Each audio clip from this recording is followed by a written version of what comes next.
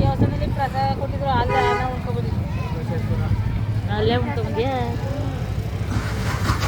ಏನು ಮಾಡ್ತಿದ್ರು ಅಡುಗೆ?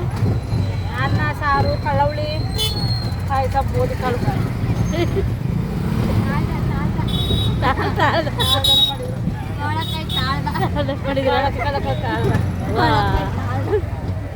ಅವೆಲ್ಲ ಅಷ್ಟೇ. ಇನ್ನೇನು ಬಟ್ ಜನಗಳಿಗೆ ತುಂಬರಲ್ಲ, ಬಸ್ಸು ಗೌರ್ಮೆಂಟ್ ಬಸ್ ಬರುತ್ತೆ, ಎಲ್ಲ ಪ್ರೈವೇಟ್ ಬಸ್ ಪ್ರೈವೇಟ್ ಅಂತ ಹಾಕ್ಬೇಕು ಈಗ. ಫ್ರೀ ಟಿಕೆಟ್ ಕೊಡ್ರಲ್ಲ, ಹೆಂಗೆ ಪ್ರೈವೇಟ್ ಬಸ್ ಲೋಡು.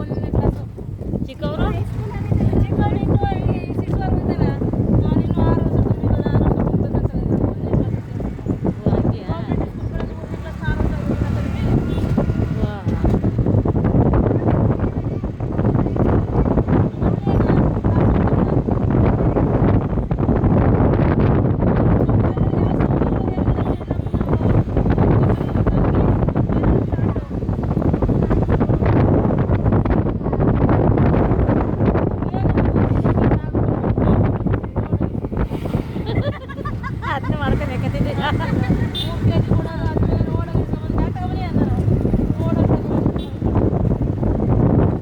ಅದನ್ನ ಬೇಯಿಸಿ ಬೇರೆ ಮಾಡಿದ್ದೀರಾ?